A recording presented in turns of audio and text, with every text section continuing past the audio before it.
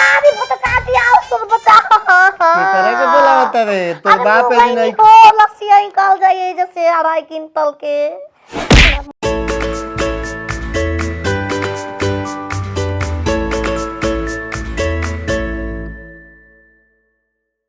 बताओ हो हम नाट में नहीं कि चलो देती दवा आज तो गोबरल जरूर हो गइल बा बैगन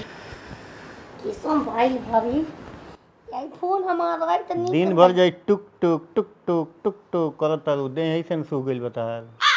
मोते को हाथी रहती तो करत का रे अरे पगली तू ही पगली दामे हारो तो कुछ कह देबो का बेच देम त दिन दहा रे हमरा के हम तो किडनीए बेच देम हमर में किडनीए नहीं खे ल त जिहत के त बिया ए भाई सांस लेला से जिएला आदमी ओह नो सांस लेला से तो तोर मुंहवा नकिया बंद कर दी तो मुंहा के बन को काना से ना ले लू का कान से सांस लियाला शरीर में न गोछे धोरा ना अच्छा ई बता कि कोनो छेदवा से जेबे न करी हुआ अपना ही बोलबू कि हमरो सुनबू बोल एक तो मारे नु दांत सब भीतर हो जाई बारी बा कहतनी कि हातना सुंदर बन ठन के रेडी बाड़ू पूजा पाठ कैलू हो सवेरे सवेरे के बेरा बा ओह नो पूजा का करे के बारे बैगन पूजा का करे बा पूजा हम को खराब बगले पूजवा के नाम भी ओकरा के आइरित घर तो कोइले रहती उगाइल रही तब कर तू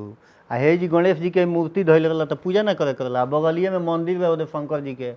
जाके पूजा कर ले तू भाई झूठो मुंडो जा जनता का होला हां कि जेकर माता के चरणवा से प्यार होला रे वो कर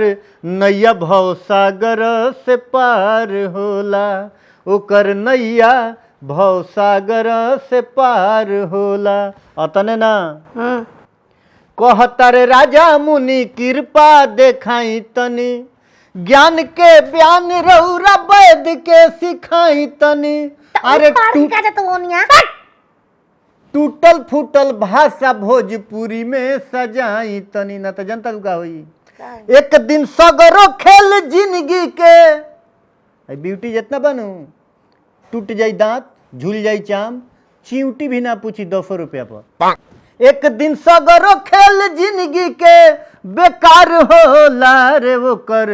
नैया भव सागर से पार होला बुझाइल रे पगली भवसागर का हो रहा हो भवसागर नहीं जाना जब मर जाइल जाला नु तो 4 जना लाग के लेके जाला तिखटी कहा जाला भवसागर थोड़े कहा जाला हां तिखटी रहेला अच्छा तिखटी ह अच्छा लकड़िया साजल जाला लसवा तो उहे जाए के विचार बतो तू ही जाइबे तो गला आ तू एजी का करबे हमें जगह रख के मुन्नु को रानी ना बना महारानी बनूंगा महारानी बनबू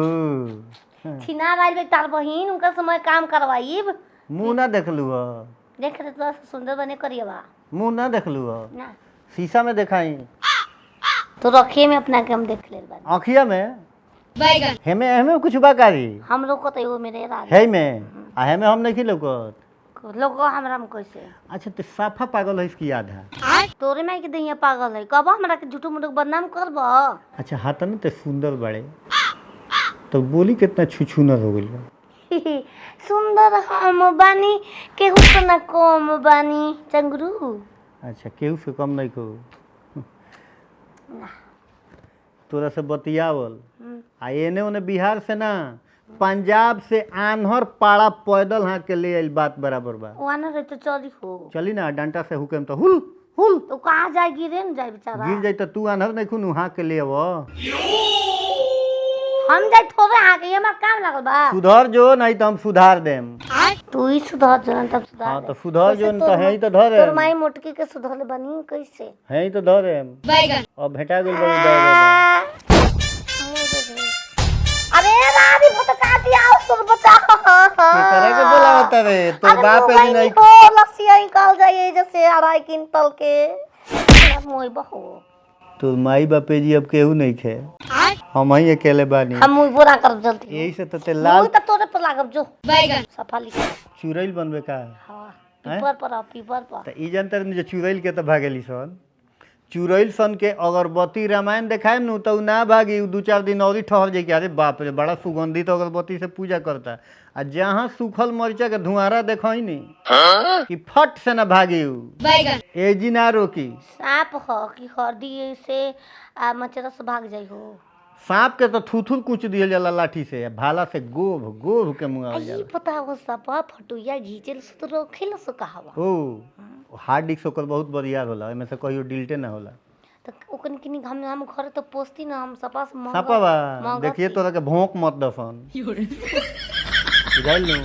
आ सुधर जो, अभियो से कह तनी समय बा, आई फेसबुक मत चलाओ, तनी पूजा पाठ में ध्यान लगाओ। चल आई गो रे बेटी पतो के जहन सीख चल। तारा बाप